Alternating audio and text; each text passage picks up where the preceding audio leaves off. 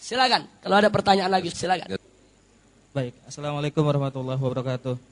Habib, alhamdulillahirrahmanirrahim. Yang pertama Habib, ini terkait isu tentang Sunni Syiah ini. Iya.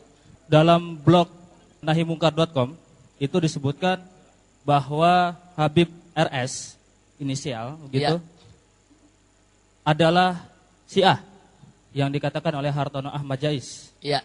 Bagaimana Habib menanggapinya? Yang kedua, tentang masalah Lady Gaga. Ini sepertinya pihak-pihak liberal masih akan terus berusaha untuk mendatangkan Lady Gaga ke Indonesia. Iya. Bagaimanapun caranya, dan FPI saat ini menjadi pemberitaan utama headline media-media internasional karena FPI berhasil menggagalkan kedatangan Lady Gaga ke Jakarta. Sekian Habib. Assalamualaikum. Waalaikumsalam warahmatullahi wabarakatuh. Di website, di internet, di Facebook, di mana sekarang menyebar Habib RS Syiah. Nah, maksudnya RS Rizik Syiah. Bahkan ada yang menyebut nama langsung, bukan pakai inisial lagi.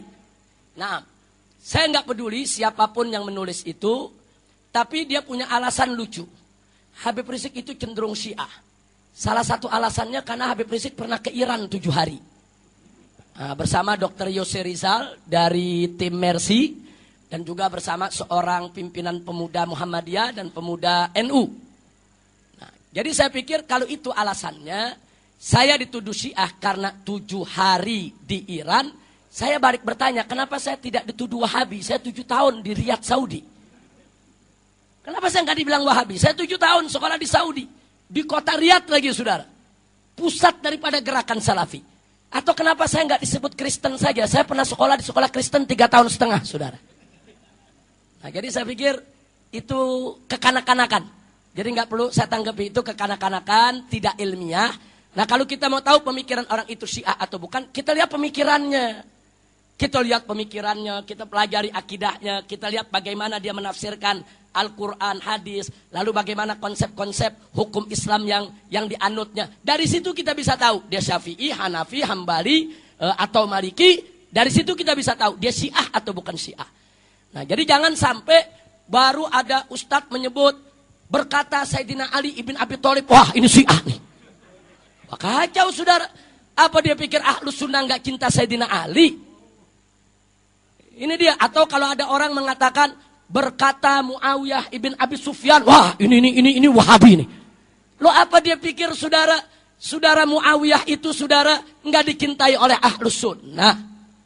Ahlus Sunnah itu cinta kepada Muawiyah, cinta kepada Sayyidina Ali, cinta kepada semua sahabat. Walaupun memang di antara sahabat itu bertingkat.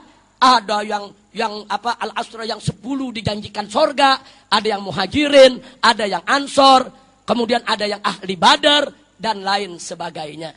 Jadi saya pikir hal-hal semacam itu sudah mesti kita hilangkan. Jangan kita dengar sedikit nama Siti Fatimah disebut, wah ini Syiah. Nanti kalau di Siti Aisyah disebut sedikit, wah ini kalau begitu ini musuh Syiah.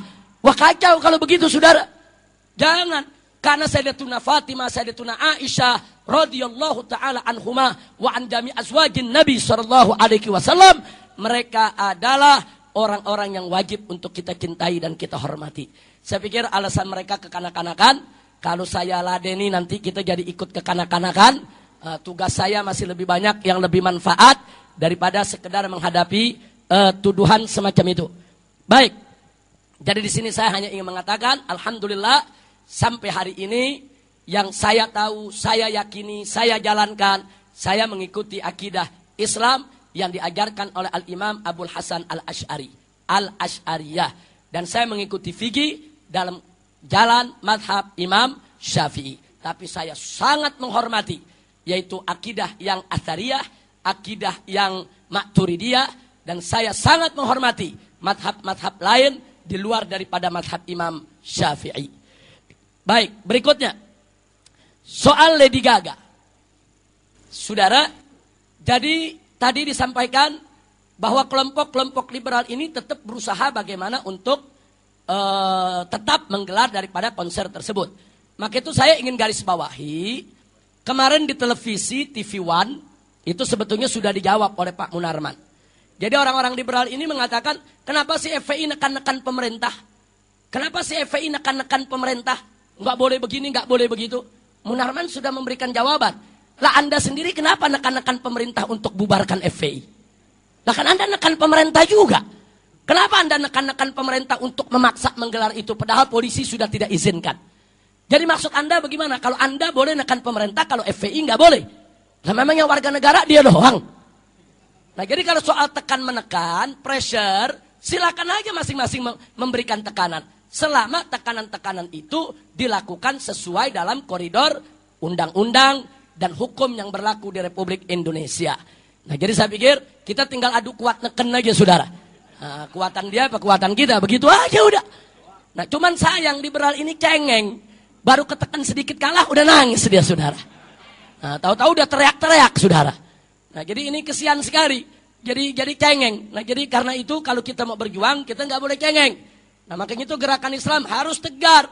Oh kita nggak berhasil, berjuang lagi. Nggak berhasil, berjuang lagi. Fa idza faragta fansab. Wa idza faragta fansab. Kalau kita sudah selesai melakukan satu ibadah, satu perjuangan, diri lagi. Lanjutkan pekerjaan yang lainnya.